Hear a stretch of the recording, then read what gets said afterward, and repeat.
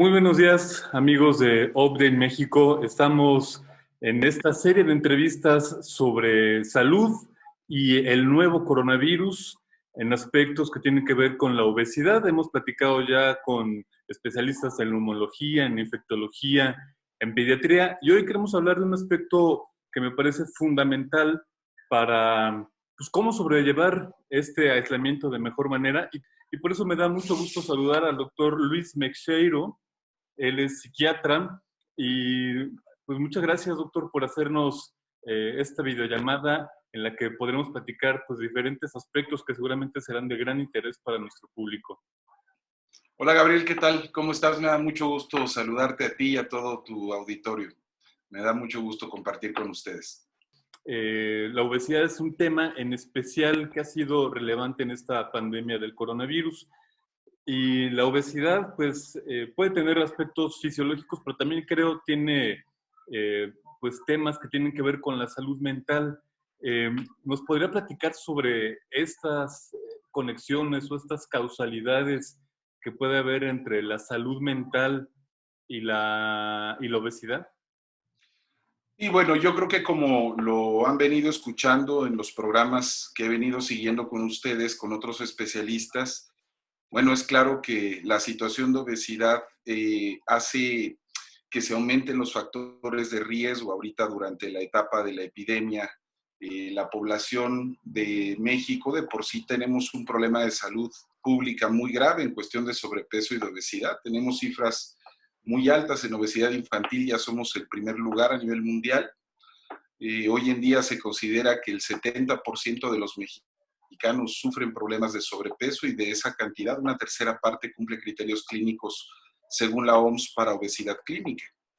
Es una situación que se complica durante la infección porque la obesidad de por sí es una enfermedad que crea un estado inflamatorio en el cuerpo de base, ¿no? Y entonces, si suponemos a eso que la infección por el virus también genera una cascada inflamatoria, aquí obviamente la combinación de ambas condiciones hace que se amplifique la respuesta inflamatoria en el cuerpo. Es una población definitivamente más vulnerable que otras. Diríamos que es una pandemia nueva sobre una pandemia vieja, tal vez no por definición, pero sí por etimología. Y tenemos datos estadísticos muy claros. La obesidad es un factor de riesgo de por sí para cualquier infección que se puede adquirir tanto intrahospitalariamente como adquirida en la comunidad. Y ya tenemos algunos datos que nos dejó de aleccionamiento las epidemias anteriores, ¿no? La epidemia, por ejemplo, por influencia, las infecciones por SARS nos daban datos de un aumento en la morbimortalidad de entre el 25 y el 40% en la población con sobrepeso y obesidad. Hoy en día sabemos ya por las publicaciones que se han estado sacando en China, sobre todo, y en Europa, que existe un aumento de hasta al 64%, 68% de los requerimientos de ventilación, de los requerimientos de atención en terapia intensiva y de la mortalidad en los pacientes con obesidad y sobrepeso que se infectan por el virus. Hay un incremento importante en el riesgo de neumonía severa por la infección del virus. Y bueno, este mecanismo, creo que ya lo han comentado en otros programas, tiene que ver mucho sobre todo con una acción en la respuesta inflamatoria, en los sistemas inflamatorios y en los sistemas inmunológicos del organismo. En la obesidad se crea de por sí una disregulación sobre el sistema, no tanto el sistema innato de inmunidad, perdón, pero sí sobre el sistema adaptativo que está mediado por linfocitos CD4, CD8. Hay una alteración que no se alcanza a compensar y hace que la infección tenga muchas mayores probabilidades de tener un desenlace fatal. Teniendo en México obviamente un problema de salud pública tan grande con el sobrepeso y la obesidad, somos un país que está en alto riesgo de tener consecuencias de salud en la población durante la epidemia. Por eso es tan importante que tomemos medidas cuanto antes durante esta contingencia para no contribuir a los malos hábitos alimenticios, a la falta de actividad física, a la sobrealimentación, sobre todo hay que tener mucho cuidado con eso, ¿no? Justamente ayer estaba escuchando que, no me acuerdo en dónde me enteré, pero yo ya lo había observado personalmente, en mis amigos, en mi familia incluso, ha habido un consumo de pan, por ejemplo, excesivo durante la cuarentena. Las panaderías se están vaciando, ¿no? Ujú. En los supermercados, por ejemplo, se están acabando las harinas. No hay, se están agotando las harinas porque ahora la gente está aprendiendo a hornear pan en sus casas, está haciendo pasteles, está haciendo postres, pan casero. Hay que tener mucho cuidado y aquí es en donde se conectan. Acuérdate que en el organismo, en el cuerpo humano, todo está relacionado con todo. Y aquí yo creo que esa es la parte más importante de este mensaje el día de hoy, cómo se relaciona el problema de la pandemia con la obesidad y con la salud mental. Porque yo lo que he observado es que el aislamiento de la cuarentena, el aislamiento social, la falta de actividad, la preocupación constante por no enfermarse, la preocupación constante porque nuestros seres queridos estén a salvo y no se infecten, las presiones de tipo económico, la inseguridad sobre el futuro, ¿no? No sé si voy a tener empleo, no sé si mi negocio va a sobrevivir a esta crisis económica. Todas esas condiciones han aumentado de manera muy importante los niveles de ansiedad e incluso han bajado el estado de ánimo de una gran cantidad de personas. Y eso los ha orillado a tratar de compensar ese estado de ánimo y esa ansiedad con ciertas situaciones que yo considero que son de alto riesgo. Una de ellas es con el consumo abusivo de carbohidratos. Sabemos que bioquímicamente los carbohidratos tienen un efecto en el cerebro que ayuda a liberar ciertos neurotransmisores como la serotonina, ¿no? Y la dopamina, que son neurotransmisores que nos dan una cierta sensación de tranquilidad o de alegría. Y yo veo que muchas personas están tratando de compensar equivocadamente con el consumo abusivo de carbohidratos estas situaciones de ansiedad y de malestar general. Además, ha disminuido de manera muy importante la cantidad de actividad física que teníamos, no solamente por el impedimento de ir a los gimnasios o de salir a correr a los parques, sino que además, en realidad, si nosotros contamos las calorías que solíamos consumir nada más con el hecho de trasladarnos a nuestro sitio de trabajo, ir por los niños a la escuela, regresar a casa, ir a ver a la familia, etcétera, era una cantidad de calorías importante la que se consumía y el confinamiento nos ha retirado de alguna manera esa cantidad de actividad. Entonces, la combinación de estos factores está dando como resultado un ambiente que promueve mucho el aumento rápido de peso. Y yo creo que ahí tenemos que tener muy en cuenta varias cosas. El primero es que hay que mantener la alimentación bien balanceada durante la cuarentena. Hay que evitar sobre todo las comidas mal equilibradas y las colaciones que están no bien administradas, ¿no? Hay que evitar el consumo de carbohidratos. Hay que de preferencia, el día que hacemos la despensa, tratar de comprar las menos harinas posibles, tratar de no comprar pan dulce, tratar de no comprar otro tipo de alimentos que puedan resultar en un incremento obvio de peso, y hay que tratar de mantener la actividad física lo más constante que podamos, tratar de hacer ejercicio dentro de casa, tratar de fomentar el ejercicio en familia, incluso a aprovechar todas las plataformas virtuales que hay que promueven estas actividades para tratar de compensar un poquito la situación de la cuarentena. Doctor, mencionó algo que quisiera destacar un poco más, y es que los alimentos tienen efectos en la sensación de bienestar, y eso creo puede ser como una gran tendencia para que la gente en estados de ansiedad, para que las personas pues, con todo este estrés, pues busquen en la comida un refugio de bienestar, un refugio de sentirme bien, aunque sea por unos minutos, ante esta situación de mucho estrés, de estar encerrado, de incertidumbre que mencionaba. ¿Cómo hacer para que la comida no se convierta en esa fuente de felicidad, de bienestar, y que termine atándonos como si fuera una adicción la comida? Sí, qué bueno que lo preguntas, Gabriel. Mira, ahorita uno de los mensajes más importantes de este programa es más que nada una advertencia, ¿no? Es una advertencia para que podamos tomar medidas previas y resultar, protegernos con anticipación de lo que va a pasar. Todos los expertos en salud mental tenemos la obligación en este momento de advertir a la población que después de la etapa crítica de la epidemia, todo parece indicar que vendrá una segunda y una tercera oleada de problemas médicos que tienen que ver, entre otras cosas, de manera muy importante con la salud mental. Ya desde ahora podemos pronosticar que es muy posible que las enfermedades mentales dupliquen su incidencia en las semanas posteriores a la crisis epidemiológica. Cuando la cuarentena se empiece a levantar, transversalmente los trastornos mentales van a empezar a duplicar su incidencia a nivel mundial.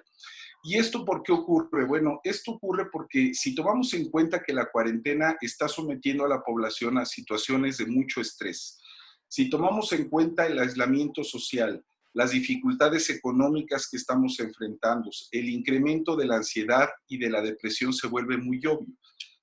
Las personas vamos a tener que enfrentar problemas de trabajo, se va a incrementar la cifra de desempleo, la gente está consumiendo, como te decía hace rato, una gran cantidad de carbohidratos, está aumentando también mucho el consumo de alcohol, se ha vuelto muy obvio que se ha aumentado en estas fechas el consumo de alcohol y de otras drogas. Las personas están usando de manera equivocada algunos fármacos prescritos para la ansiedad y para la depresión, se están automedicando con ansiolíticos y con antidepresivos. Las personas que ya venían con un tratamiento previo psiquiátrico para depresión o para ansiedad, desafortunadamente muchos han suspendido el seguimiento con sus médicos por miedo a salir y a ser contagiados, y algunos médicos estamos ofreciendo atención virtual a los pacientes que lo requieren, pero hay muchos otros que no, y entonces se descuidan, se suspenden esos tratamientos previos, y toda esta combinación de factores lo que trae como consecuencia es un incremento importante del número de padecimientos psiquiátricos que se van a detectar en las etapas posteriores al levantamiento de la cuarentena. Yo creo que aquí hay varios consejos que a mí me gustaría puntualizar. El primero de ellos es, dependiendo de la situación de cada persona y del momento de la cuarentena o de la epidemia en la que estemos, yo creo que hay que tener muy claro que aquellas personas que ya tenían un tratamiento psiquiátrico previo, aquellas personas que ya venían tratándose con medicamentos para la depresión, para la ansiedad, etcétera, deben de poner mucha atención en este momento en no suspender sus tratamientos. Ese es el mensaje para ellos más importante. Tratar de no suspender sus tratamientos, tratar de ir de la mano asesorados de su médico para que no haya una alteración de ese tratamiento que implique una recaída o una exacerbación de los síntomas de su enfermedad. Para aquellos pacientes que no tenían un diagnóstico psiquiátrico previo, entonces lo más importante es tener mucho cuidado con el aumento en la información que llega por todos lados. Hay que tener mucho cuidado con no saturarse de las redes sociales, de las noticias, de toda la información que llega todo el tiempo, porque hay mucha información que es fidedigna y mucha información, tú sabes que no es confiable. Y sin embargo, toda aumenta los niveles de ansiedad y de preocupación. Y si yo tengo una personalidad muy aprensiva, muy ansiosa, soy preocupón y pongo demasiada atención en toda esta información que me está llegando, lo más probable es que eso aumente mis niveles de ansiedad, que me ponga un poquito paranoico, que me ponga un poco hipocondriaco, ¿no? Que empiece yo a somatizar síntomas. Y eso, en lugar de traer un efecto protector para mí, lo que va a hacer es que me va a poner más vulnerable no solamente a la misma epidemia, sino también a la generación de trastornos mentales en la etapa post confinamiento. Y en tercer lugar, hay que estar muy atentos de nuestro entorno y de nuestras amistades y nuestras familias. Es muy probable que haya muchas personas que vayan a tener que lidiar con situaciones de duelo en las etapas posteriores del confinamiento, algunos porque habrán perdido a seres queridos, a seres cercanos durante la epidemia, algunos otros pueden desarrollar síntomas de estrés postraumático por la situación tan tensa que se vivió. Hay que tener mucho cuidado con los trabajadores de la salud. El personal de salud tiene una incidencia mucho más aumentada de trastornos mentales en esta etapa y en las etapas posteriores. Son personas que están lidiando con el dolor de la gente, están lidiando con las familias de las personas, están trabajando a marchas forzadas, están sometidos a altísimos niveles de estrés. Entonces hay que tener mucho cuidado con detectar todo este tipo de reacciones. Cada uno tiene que hacerse responsable de sí mismo. Hay varios signos de alarma, ¿no? Si me siento cansado, si tengo ganas de llorar, si me siento mentalmente agotado, si empiezo a tener esta sensación de burnout con respecto a mis actividades, que me fatiguen, que ya no me sienta con ánimos de hacer las cosas, si me empiezo a sentir solo, si me empiezo a sentir con pensamientos negativos, con pensamientos catastróficos, si no puedo quitarme de la cabeza estos pensamientos relacionados a la enfermedad o a que algo malo pase. Bueno, todos esos son señales de alarma que me deben de llevar a buscar de preferencia atención con especialistas, porque esto puede prevenir que en la fase después del confinamiento vaya yo a tener el desarrollo de una depresión mayor o de un trastorno de ansiedad que ya amerite un tratamiento más complicado. Y al mismo tiempo, pues tenemos que estar atentos de nuestros seres cercanos para tratar de detectar estos mismos focos de alarma. Obviamente, como decíamos hace rato, hay varias circunstancias, acciones, actividades que pueden incrementar los niveles cerebrales de dopamina, de noradrenalina, de oxitocina, de serotonina. Los más importantes que no están relacionados al consumo de fármacos ni consumo de sustancias son la actividad física, el ejercicio, sí también la comida, sobre todo rica en carbohidratos, también las relaciones sanas con las personas que queremos, con nuestra pareja, con nuestra familia, con nuestros amigos.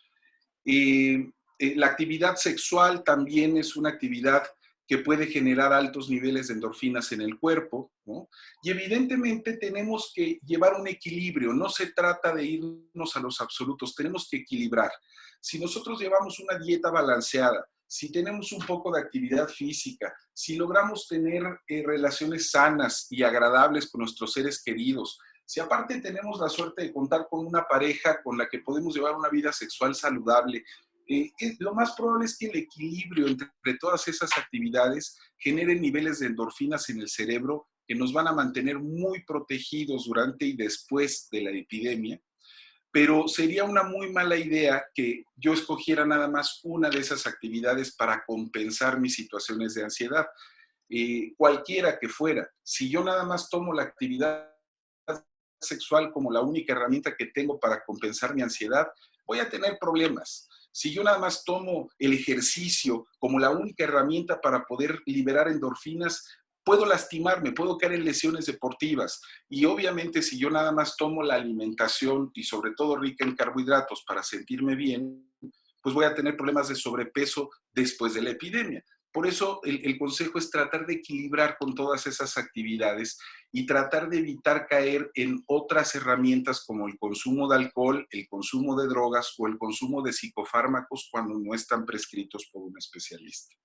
Doctor, me ganó la pregunta, le iba a cuestionar sobre qué señales de alarma habría que tomar en cuenta para pensar que uno estaría pasando por un periodo de depresión o de ansiedad. Pero le voy a cambiar la pregunta. Mejor dígame, ¿en qué momento de estos síntomas, en qué momento de estas expresiones de ansiedad y de depresión es una señal que nos tiene que decir hay que ver un especialista en salud mental porque ya no estás pudiendo llevar el padecimiento tú solo? Mira, acabas de hacer una pregunta sumamente importante, Gabriel, porque nosotros en psiquiatría tenemos un síntoma clave de la depresión que se denomina anedonia. La anedonia se define como la pérdida de la capacidad para sentir placer por las cosas que antes nos lo daban, ¿sí? Es decir, en términos generales, por ejemplo, cuando hay una persona de 60 años que a lo mejor estaba con síntomas de depresión, pero todos los domingos se seguía viendo con sus amigos para ir a jugar golf. Y de pronto llega una temporada en la que incluso jugar golf le resulta poco interesante y deja de hacerlo. O lo que pasaba con los adolescentes, que muchos papás me decían, es que la depresión se le quita los viernes en la noche cuando tiene fiesta con sus amigos, ¿no? Que eso era algo bastante común. Los adolescentes tenían síntomas depresivos, llegaba el viernes y se les quitaba la depresión y se iban al antro con sus amigos y luego ya el lunes se volvían a deprimir. Bueno, había que tener mucho cuidado porque cuando un adolescente llegaba el viernes e incluso el viernes no se levantaba todo el día de la cama y no contestaba el teléfono porque ni siquiera le interesaba salir al antro con sus amigos, eso es lo que se denomina anedonia. Cuando un paciente deja de tener interés incluso por las cosas que antes le gustaban, es un síntoma muy importante de que la depresión está llegando a un nivel de gravedad muy importante y se tiene que atender con un especialista. Ojo, normalmente nosotros definimos la necesidad de un tratamiento por la funcionalidad de las personas.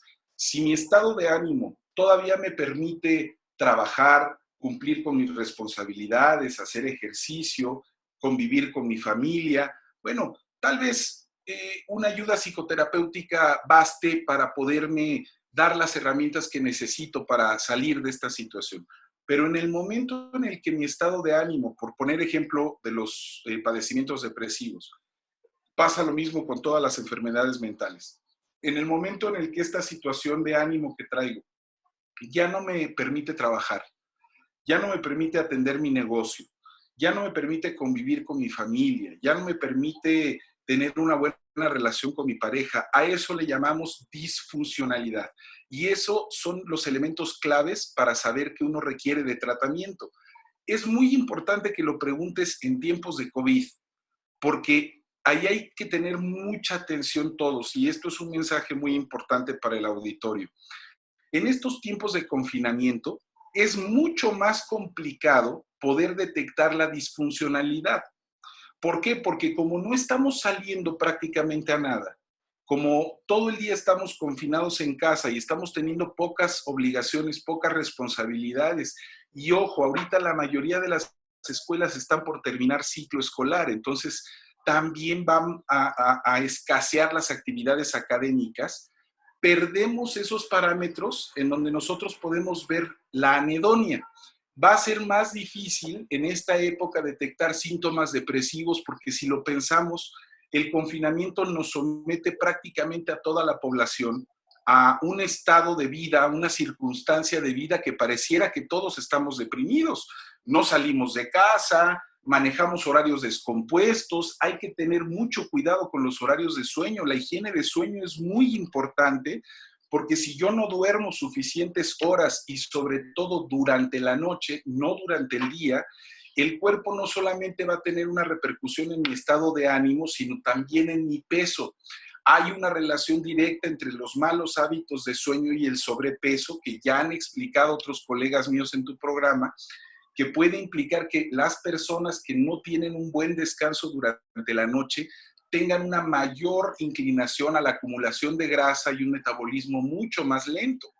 Entonces, todos estos son situaciones muy importantes. A mí me gustaría decirte algo que en lo personal, en mi práctica clínica, he notado, que me gustaría ver si otros colegas comparten esta opinión conmigo. A mí me ha llamado mucho la atención, Gabriel, que la mayoría de los pacientes que yo conozco, que desde antes de la epidemia ya venían lidiando con un problema de ansiedad y de depresión, o de depresión, durante el confinamiento no se han visto gravemente afectados en su estado de ánimo, en sus hábitos alimenticios, en su calidad de sueño, ni en su nivel de estrés. Al contrario, fíjate, Gabriel, que estos pacientes han obtenido del confinamiento un ambiente más amable para recuperarse de su ansiedad y de su depresión. El confinamiento no les enseñó nada que ellos no conocieran. Ellos ya estaban lidiando con un proceso de dificultad del estado de ánimo y de niveles de ansiedad. Y el confinamiento de alguna manera les ayudó porque les permite no tener que lidiar con el tráfico, no tener que cumplir horarios estrictos, no tener que poner poker face de que todo está bien cuando por dentro en realidad están sintiéndose terribles, ¿no? Donde hay que tener mucho cuidado es precisamente en las personas que parecía que no estaban teniendo ningún problema en su vida, que su vida era perfecta, ¿no? Que todo lo tenían en orden, pero que en realidad era porque esa sensación se las daba toda la actividad y la rutina que tenían y no habían enfrentado realmente los problemas de las circunstancias personales con su familia, con sus parejas, con sus hijos. Esas personas que son desafortunadamente la mayoría, son los que se están viendo ahorita en el confinamiento sometidos a altos niveles de estrés porque no estaban acostumbrados a vivir en estas circunstancias.